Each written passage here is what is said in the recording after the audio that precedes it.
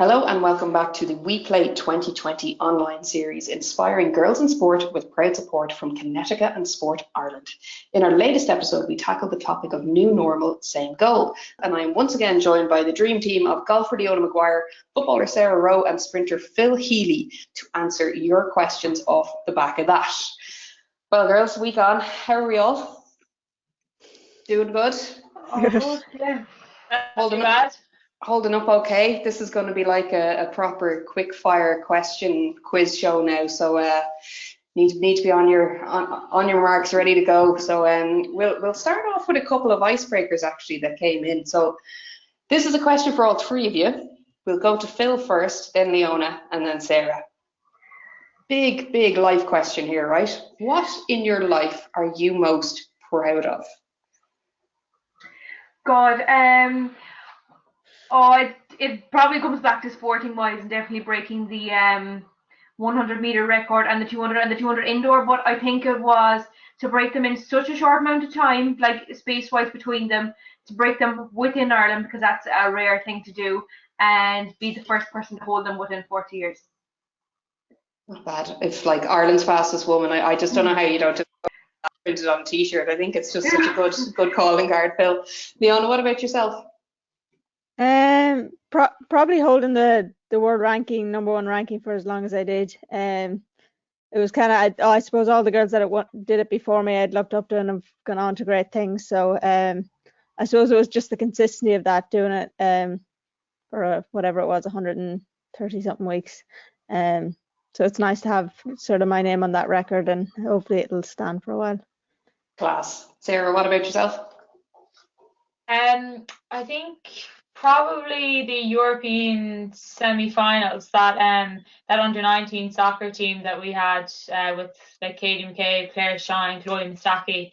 We had a really good group of us at that time, and we beat England, Spain and Sweden to qualify for the semi-finals, and we were like ranked the lowest in the whole competition, and no one kind of gave us any chance, but we worked extremely hard as a group, and we had a really good momentum and culture that we built that year. So that was a really enjoyable year, I suppose, as such, but one that I always reflect back on with the fondest of memories.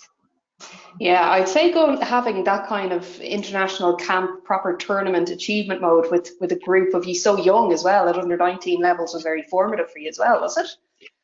Yeah, like I was in Leaving Cert that year, and we travelled, I'd say maybe 6 weeks out of like say the school year, and we were in Spain for training camps for like 2 weeks, and just training in the morning, going for a nap, having our lunch, training in the evening. Like it was like your ideal life. So and we all became such close friends as well, and we're still really close to this day. So it was, I suppose, the whole package of it all was like essentially being a professional athlete, and when you didn't even know what professional athlete even meant at that time. So it was a really good experience. Brilliant stuff. Well, next on our rapid fire questions. This is a tough one now, I'm not going to lie. Who are your 3 dream dinner guests, and what would be on the menu? Phil. Oh God, go someone else first. This question. Okay, I love watching Kardashians, so it's definitely my like guilty pleasure on a Sunday. So definitely one of the Kardashian sisters. Then someone who's really funny on Twitter lately seems to be Chrissy Teigen. So I love looking at her tweets. So yeah, definitely Chrissy as well. And then let's just mix the whole thing up, and we'll throw Katie Taylor in there too. Good mix. God, I'd like to hear what those 3 would talk about. What do you serve for dinner? Oh God, let's go something Italian. Something Italian, good. Get the carbs in, get the energy. Yeah. Very, very needed. Leona, what about yourself? I'd probably go with Ryan Reynolds and Blake Lively, and then Serena Williams. Ryan Reynolds, Blake Lively. Okay, yeah, we could probably count them as one. Like, they could bring people. Yeah, that is a good crew. And what are they having for dinner? Do Mexican. Mexican, okay. Right. So far, that's the one I want to go to so far. What about you, Sarah? Okay, I think Ruby Slicer from my team over in Australia, and she always provides a good laugh. Channing Tatum because I love him. And I think someone like Ed Sheeran, maybe, just so he could kind of sing in the background. So we had a bit of background music. And then I'm going to be a bit more specific with food situation. So I'm going to have bruschetta for starter. I'm going to have chicken curry for main course, and with a bit of naan bread or garlic bread on the side. And then I'm going to have sticky toffee pudding for dessert. Wow, you've put a bit of thought into this now. Proper menu spelled out. Yeah, I've thought about this one before now. Good stuff. I wonder would Ed Sheeran be a bit thick at being made work on his work for his dinner though. Yeah. I don't know if he'd be too mad on that. Okay, right. Moving on from the dinner parties. What books should we all read that have been a big influence on you guys? So Phil, Ireland's fastest woman. We have to start with you again. Sorry. Yeah, I'm not one for reading. I would be definitely more television documentaries and just that way. But just snippets of something I have seen are Sanya Richards-Ross book. She was Olympic gold medalist in over 400 for USA. But no, I'm afraid I don't have any recommendations. What about sports documentaries? Anything that's had a big influence on you? Obviously, Usain Bolt is a big one that everyone has seen, but there was a snippet of Jessica Ennis and Tony Milancello, and they had a documentary on BBC, which is absolutely super to see their insights, and it was the same sport again, so that was definitely one that I would recommend watching. Good stuff. Leona, what about yourself? Books or documentaries that have had a big lasting effect? Yeah, I probably wouldn't be as big a reader as I used to be. I definitely used to read more, and then in college kind of dropped off. But I really like Andrea Agassi's book. It was definitely a good one. And another one I read, I can't remember the author, but Bounce, all about how the environmental sort of influences and how all like the same tennis players have come out of the same regions and all of that in different sports, and how sort of the culture around and the coaching and the environment, how that has a big sort of influence in sort of groups of athletes all seeming to do well out of the same places. It's really interesting. Good stuff. Two good shouts there. I've read both of them. Agassi's my favourite one as well. Sarah, what about yourself? My one would probably be The Power of Communication. So it's by a guy called Rick Rustin. He is from Australia, and I met him myself, and then he handed me the book. So I'm normally not one for reading either, but I kind of met him as a person, was quite taken back by him and the way he approached life in general. So I was like, I better read his book and see what he's about. So so that was a really interesting book for me. It was just all about how like business, life, sport, whatever, is all about people and all about your communication with people and how you control that yourself, and the way that people interpret you has a big part to play in kind of working together, essentially, I suppose. So it's all about how you're responsible for yourself and about communicating with people, and that nothing works in life without that really good communication between others. So it was really interesting to read. Yeah, very interesting, I suppose, particularly when you're involved in multiple different team sports and different teams to manage relationships. Good shouts there. Okay, moving on to our next question. How did you get started in your sport, Phil? So for me, my sister's 2 years older than me, so she was the one that was winning sports days, community games, different things like that. So it was actually Johnny Caulfield, who was a former manager of Cork City. He and his wife used to run the community games in our local community. So they encouraged Joan, my sister, to join the athletic club. So I followed suit. Just to keep her company. I was about 11 at the time, so she would have been 13. And up until 5th year of school, like I was balancing camogie, football, were the main two. And then I decided to fully focus on the athletics when I was 5th year of school, just because it was her main sport and she was going to be going to the training anyway. So it was easier for just lifts and different things like that. So that was the main reason why I stuck with athletics. Even for me, when I was in 4th year, my coach at the time told me maybe athletics isn't the sport for me, because I wasn't like making finals and different things like that. So I was hit with a hard blow that maybe basketball I should try instead. So I did 1 day of basketball in after school, and that was the end of that. I wasn't going back there. But I was like, you know what, I'm going to stick this out, and I'm going to like kind of prove a point, and I have proven the point. I have to say, but it's just about yourself sticking with it, what you enjoy, and I just didn't make the decision to give up the other sports. I suppose it's as much about figuring out what you don't like as figuring out what is the sport for you as well. So God, that's about 5 or 6 sports you went through there. So they all feed into performance as well. Absolutely, and it is so important to have friends in so many different sports as well. Like for me, with the Camogian football, they were two totally different groups of friends because they were in 2 different parishes.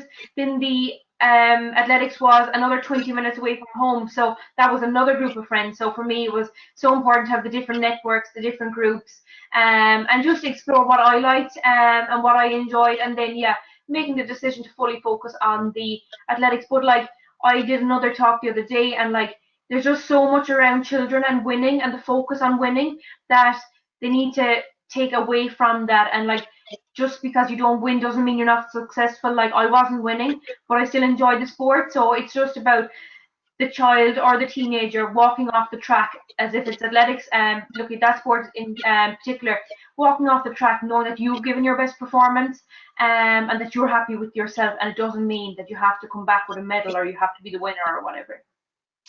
Yeah, wise words there, and a shout out to that coach who gave you such poor support in school. That's why you need those business cards, Phil, Ireland's fastest woman. I don't know if you've heard of me. Give one to him. Leona, what about yourself? Was it always the golf bag for you, or did you entertain other sports when you were younger? No, I mean, similar to Phil, played kind of everything growing up. Dad was a big GA man, so he would have coached football and camogie teams when we were younger. So we would always tagged along to training, and they were probably the first sports we played a lot of. And then we did a lot of swimming as well when we were younger, competitive swimming. And when we were 9, Lisa broke her elbow messing one evening after football training. She like jumped over a bench in a playground and fell and broke her elbow. She had to do the rehab for that and all that. And Dad was a keen golfer as well, just as a hobby at the weekends. And the specialist told Dad that it'd be good to get us into racket sports, just to get the elbow moving again, because it couldn't be in a cast or anything like that.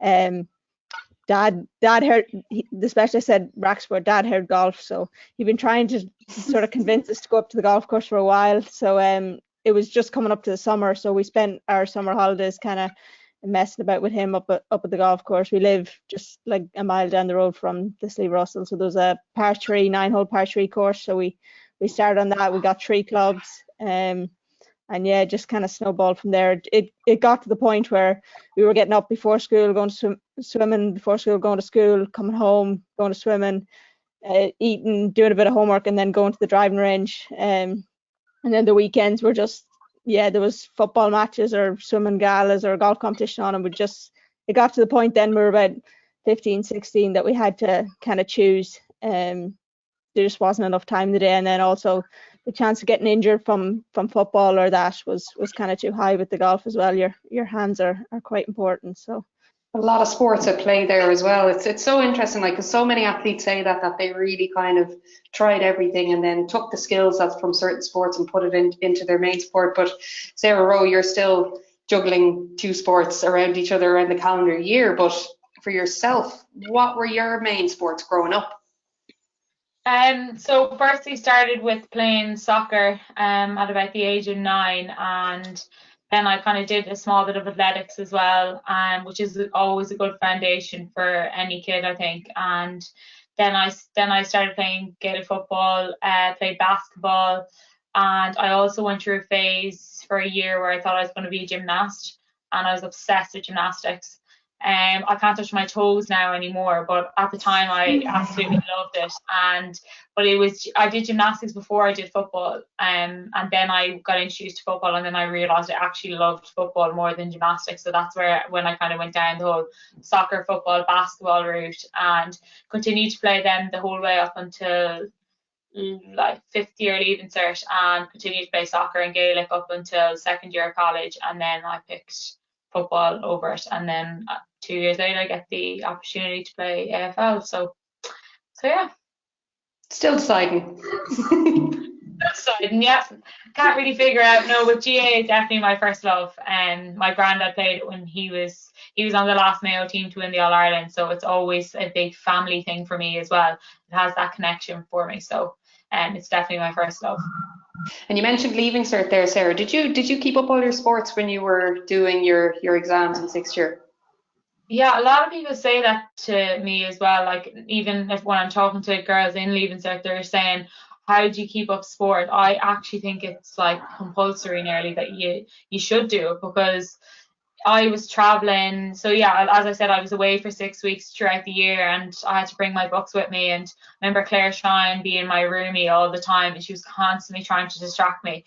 But I was trying my best to prioritize my training and my study. I did take my leaving cert very seriously at the time. So I just kind of, I suppose, managed my time that way. But I think, like, when people give it up, I suppose, in school, I remember my principal saying to me, she said, Sarah, like, I think you're going to be really disappointed the day that your results come out. Like, you're going to come to me with your hands in your face because you've been away so much and you're missing so much school. Like, there's no way that you'll get what you want. And I was being stubborn, like, which I was. I said, listen, Miss Sweeney, I said, I'll be fine.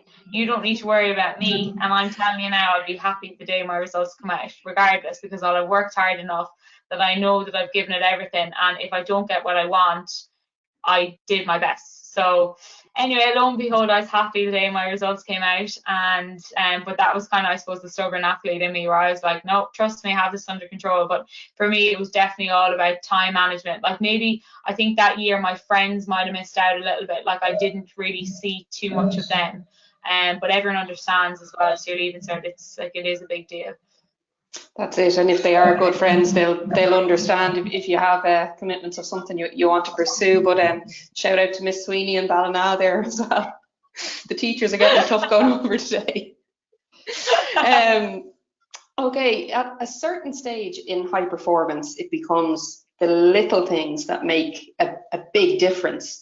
So to Ichi again, what is that little thing for you? And Phil, we'll start with you. I think it definitely comes down to, like, recovery, whether it's the nutrition side of things, whether it's sleep side of things. Like, everyone looks at what am I doing in training and trying to tweak that first, when actually it's what you control is the biggest thing. So definitely, if you're not eating right, if you're not sleeping right, like, they're the main performance enhancers that you can work on without putting in much work. You know, as you say, like, you're grafting really hard in training, but then there's no point in doing the training if you're not doing the right thing when you go away from training. And definitely for me, it would be the psychological side of things. So I would work closely with a sports psychologist as well, just to talk things out. And obviously, you're competing at a high level all the time, so you need to have your support network around you. And again, it's a performance enhancer.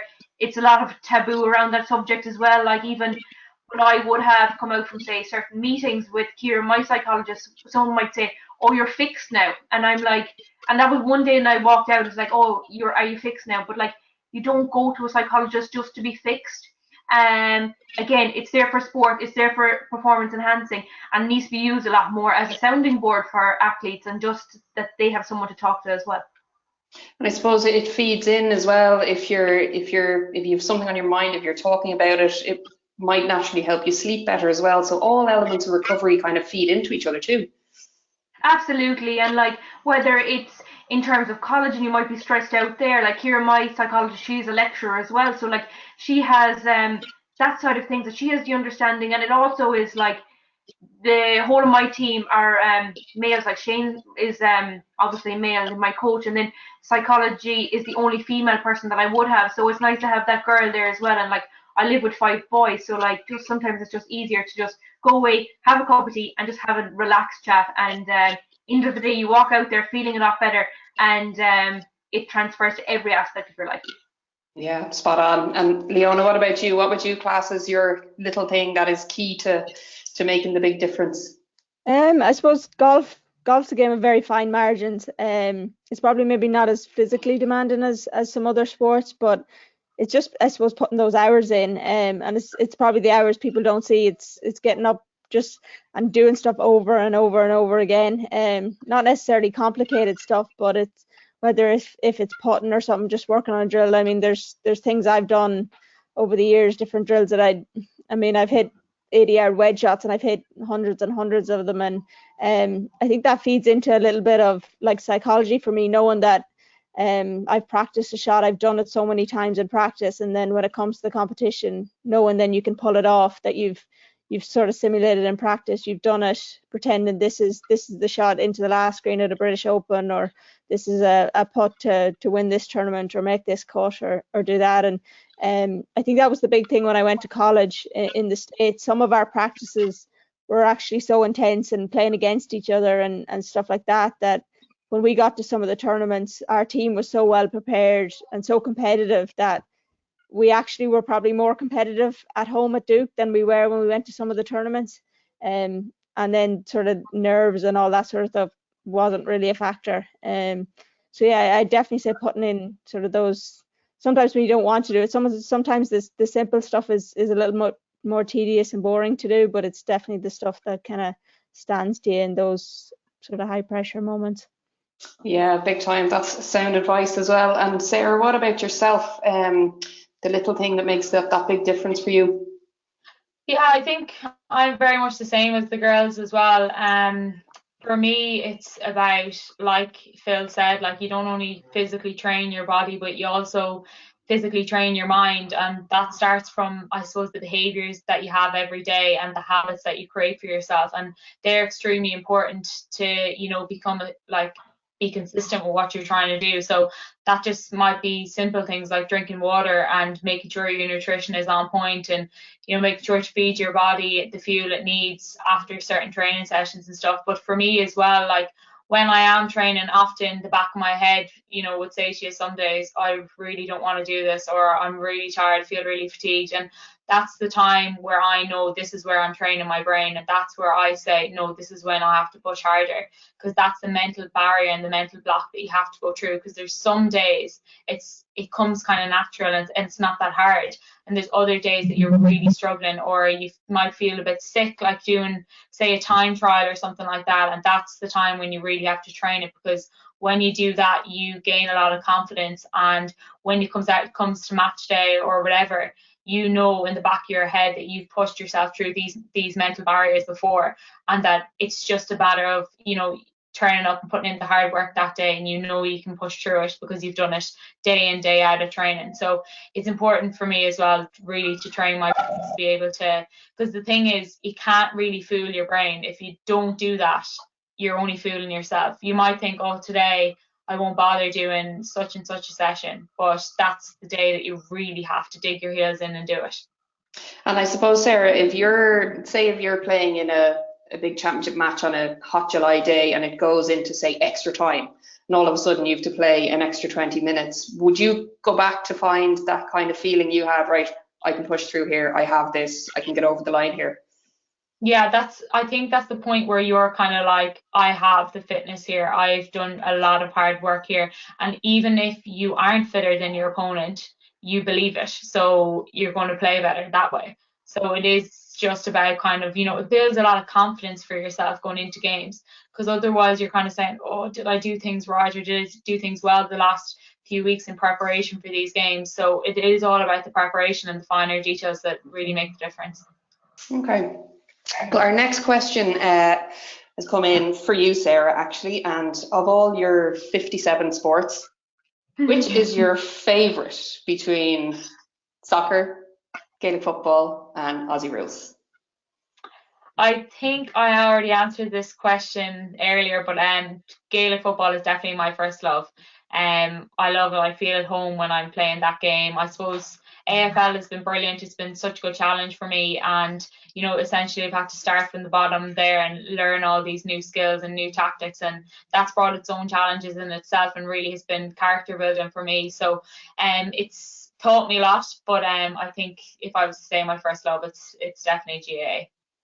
And a follow-up to that as well, how did Gaelic football bring you on to moving to Australia to play Aussie rules? Well, that opportunity came about after the All-Ireland final in 2017, when I got an email from a guy who was watching the All-Ireland final, and he said that he thought I was suited towards the game. Would I come over and have a look at a few clubs?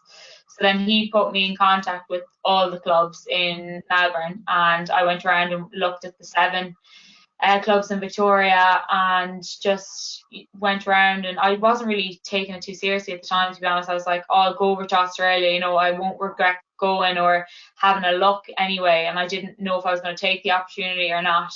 But I suppose when I went over then and I saw the facilities, talked to the people, listened to their mindset and all that, I was fairly blown away by the way they presented themselves, and then I just said I might as well give it a go. So it was kind of threw myself in the deep end really and just went for it. Best way to do it. Phil, a question for yourself. What is your favourite training set? Oh God, so I definitely prefer like a lot of the gym sessions compared to some of the track sessions. But training session wise on track would definitely, as disgusting as it may be, like say we have a session 500, 400, 300, 200, 100, and then a 400 at the end. Is each rep is absolutely disgusting, but the success and like knowing that you've achieved it at the end would definitely be up there, or something like 120 and 150 back to back, those kind of sessions. So speed endurance type of things. That sounds horrendous, that you work your way down to 100 and then you just have to jump back up 100 again. Absolutely. My God, and what about your favorite kind of gym session? Is there one that you particularly enjoy? Particularly part of body workout, or? Well, it definitely wouldn't be upper body because I'm absolutely woeful. But no, it just a mixture of different exercises, and I love the atmosphere within the gym as well. And it's just about developing something that obviously we wouldn't be working on all the time. But yeah, just seeing the gains and that they're like measurable as well would be a good one. Yeah. Good stuff. And Leona, the question that came in for you is, how has your handicap progressed throughout your career? Well, I started playing when I was 9, so I think I started off with the maximum 36 handicap, and then pretty much just worked my way down from there. I think I went from 36 to 30 in my first competition, and then obviously was slower from there on. I got asked the other day what age my handicap and my age crossed over. I think that was about 11 maybe. And then when I turned pro in 2018, I was playing off +6. So it got down all the way to 0, which is scratch, and then you start going back up the way again. Wow, okay. And what another question for yourself, Leona, when was that moment that you realised you could go pro?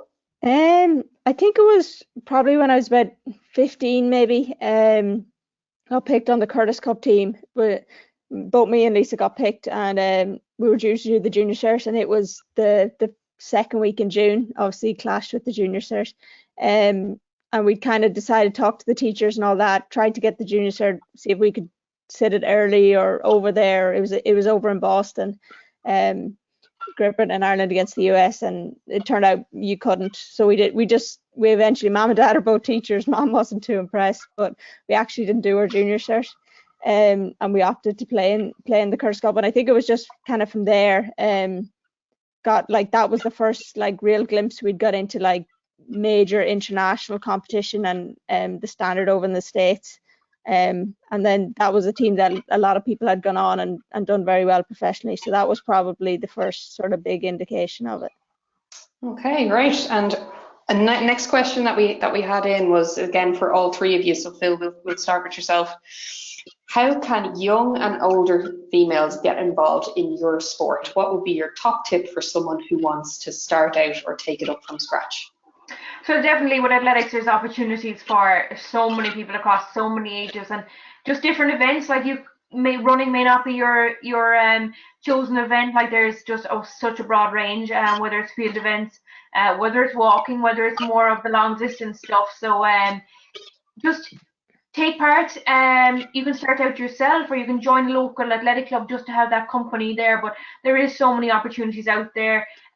just different initiatives, whether it's within your school, whether it's outside your school, and I definitely explore just the different events to find what you prefer yourself. So like everyone might go in and think, oh, you have to be the fastest person, or like they're automatically drawn towards the sprinting side of things, but just explore, try it out, whether regardless of what age you are, and just have fun with the whole thing.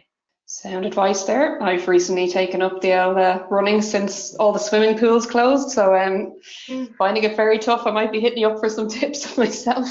Leona, what about yourself? If someone was thinking about taking to the golf course for the first time, or fancied just getting out there, getting to the driving range and giving it a go? Yeah, I suppose that's the beauty about golf. You can literally play it at any age. I suppose the big thing, talking to people, and I meet people on the golf course or whatever, and they're saying, oh, I wish I took this up when I was younger. And I think there's just a little bit of a stigma that golf is like more for like older retired people. And when actual fact, it's, yeah, you can literally play at any age. All it takes is 1 or 2 clubs. Most people have some old golf clubs or something hanging around the house. A lot of driving ranges you can go to. You can rent the clubs for an hour or whatever you want to do. And it's very easy to go to a driving range, go to even pitch and putt to start off with. I know the golf course will be probably pretty popular in the next few weeks, given that they're going to be some of the first few things to open. But yeah, literally every single person in the family can play, and that's the great thing with it as well. It doesn't matter what standard you are with handicaps and all of that. It's a level playing field for everybody. So yeah, I'd say grab a buddy and head either to the driving range or to the golf course, or you can start putting, or you can start, I suppose a lot of people like to hit it hard and swing as fast as they can, so probably the driving range is a good place to start. It's a good release as well, though, going to the driving range and just like firing balls out, and it's a good reliever of stress, and if you've anything on your mind and that as well. Sarah, what about yourself? We'll focus on the football. Like if someone is thinking they might like to get involved with the GAA club and take up the sport from scratch, whether they're young or old, what advice would you give them? Yeah, I think just join a local club, because there's so many clubs around the country. Anywhere you go, there's probably a club just down the road from you. So I think join that and get involved in the club that way, because there's a great community feel and a social aspect to GAA clubs as well, and all is welcome, and from whatever sport you want to come, GAA will always open their hands to you. So I think definitely just join a club down the road or whatever, and then take it from there. I think we'll all be very grateful for our clubs when we can get back to sport as well. It's you don't realise what you have until it's put on hold. So we'll all look forward to our various clubs reopening. Another question we had in, girls, if you could give all the coaches out there a piece of advice on how to make a successful athlete-coach relationship, what would be most important in your book? Phil? Definitely communication, I think, is the biggest one. It's just knowing that the coach knows the athlete and the athlete knows the coach, in terms of like the way you're feeling. Like I don't have to speak and Shane knows straight away the way I am before a session. So it's just about reading the athlete that way. Just because say if I don't, a lot of athletes don't say how they feel, and that's obviously going to impact the session. It may put yourself at an injury risk, different things like that. So definitely communication is the biggest thing that develops the whole relationship. And like as our communication between myself and Shane has grown over the years, like he has educated me an awful lot more in the sport. So like I would be like analysing the other guys in the training group as well, and just giving them different types of feedback. But like as I said, then I developed my knowledge base of the sport in the technical aspects. But I think that communication window is the biggest thing that will be the success across all sports, but especially when it's such an individual sport that you're not putting yourself at risk, but you can also like share different things with your coach, because at the end of the day, they're the one that you're working closely with day in, day out, and it's very important. Yeah. What about yourself, Leona? Yeah, similar to Phil. I think for me, honesty and trust are probably the two biggest things. I've been working with my coach Shane since I was 11 years old, so he knows my golf game inside out, but he also knows me as well. He knows when to say something, when not to say something, and he's not afraid to say something harsh if it needs to be said. If I'm slipping into bad habits or doing something, or if my attitude's not right or something like that, he's not afraid to pull me up on it. But then again, if I'm being too critical of myself, he'll catch me on that as well. And yeah, just having that support there, knowing that I can rely on him, that he knows what he's doing and knows my game and me as well as anybody does. So yeah, they're probably the biggest things, I suppose. And what about in a team environment, Sarah? It can be, I suppose, a bit more difficult to strike that rapport when you have a big group of people and some are introverts, some are extroverts. What do you think is the most important in terms of an athlete-coach relationship in that setup? Yeah, I think as well, again, it comes down to communication and trust for me. It's to know that you can go to your coach and tell him how you're feeling, and for him to be able to give you feedback, but for also you to be able to give him feedback. Because obviously as a team player, you're going to be listening to girls around the group, and it's really important that the whole group is happy as can be. Obviously with 30 women in a room, you're not going to keep everyone happy. And if people aren't getting selected, people are going to be down in the dumps. You know, it's to keep everyone's kind of attitude on a level playing field. So that's really a critical point of culture for the team. So if you can go to the coach and be able to talk to him about things like that, or little things that you might see, and for him to be able to tell you what he sees and, you know, areas which the team can improve on, it, I suppose it would show great leadership by him. And for him to also be able to pull people up straight away when he sees things, because I think that's the critical thing as well in a group environment. You can't really let things slide because things filter too quickly and there's too many people. So it just needs to be, you know, no bitching, no moaning, and just not have any of that tolerated from the get-go. So it's very important that the person at the top is communicating that message down and that it's filtering through. Have you ever had a situation, Sarah, whereby like maybe you haven't been named to the starting lineup, but you feel that you should be, and just how to process that? I suppose it's something any of us who play team sports go through a lot, but it can be tough if you're younger, if you're in your teenage years and you're put on the bench and you feel like you shouldn't be there. What kind of advice would you have with taking that on board? Yeah, I actually remember when I was under 17, playing soccer for Ireland, I was on the bench, and I felt that I should have been playing, and Dave Connell was our coach at the time, and the game was on in Macedonia, which was just an effort to get to, and my dad flew all the way over, and it was kind of like not that he was putting any pressure on me, but you felt that pressure because he was there. And anyway, I didn't get on for the game, and like I essentially felt a small bit embarrassed because I was like, he flew all the way over for me, and here I am doing nothing on the sideline. So that was kind of a weird feeling. But yeah, at that time, I suppose I just, you know, I was in a really professional environment as such, and I had to, while you want to hate that coach and you want to think that they're wrong, like essentially they are right and they're doing what's best for the team. And at the time, I probably wasn't good enough, and it did really give me that push to become better and to try harder. And, you know, I did remember saying to him after, what can I do better? How do I get on the team? And what do I have to do? And give me the feedback. And the fact that I was willing to take that feedback and he could be open and honest with me and give me the feedback, I was like, I'm telling you, I won't let you down over the next few weeks. And I put my head down and worked really hard and started every game after that. So it was, sometimes you need them learning curves. They're really hard and they're tough to take, and it's feelings that you really never forget. You always remember the way you felt that day, but they are the things that really push you in the right direction. They make you, as long as you know that 9 times out of 10, the coach is doing what's best for the team. So either you need to change or you need to have a conversation with them to figure out where they're at so that you can move forward and you know, try not let that situation happen again. But it's a part of life, it's part of sport. Unfortunately, it's you have to take the good with the bad. Yeah, and communication makes that whole situation just so much easier on all accounts. And if you're I think otherwise, like, you spend your time wondering, what did I do wrong, and then you get inside your head. Whereas if you know what you can improve on and what they're telling you to sort out, it's much easier. There's no blurred line then. I think the blurred line is what causes your head to kind of filter and mess with your own head. So it's very important definitely to just talk it, ask questions. You know, people will answer honestly. Good stuff. Proper sound advice there. And finally, our last question, which is a topic very dear to my own heart, food. What is your favourite post-training meal? Is there any kind of post-competition or celebratory meal that you enjoy? Like we're talking about the good stuff here, the treats. Phil, what about yourself? Okay, for me, always after a race, ice cream is like my go-to as my treat. But then a real splash out would be something like burger or pizza, and they're always the regulars. What flavour ice cream? This is very important.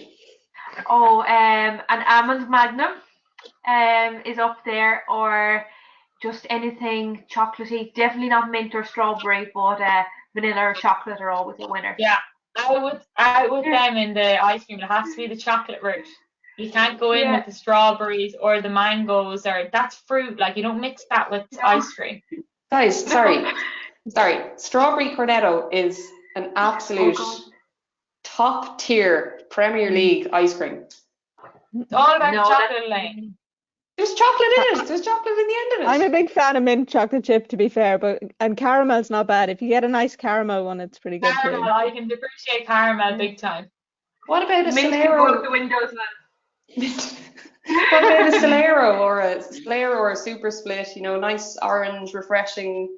That's not allowed, is it not? It's not on the menu. A twisters aren't bad. They're quite refreshing. Twisters are allowed.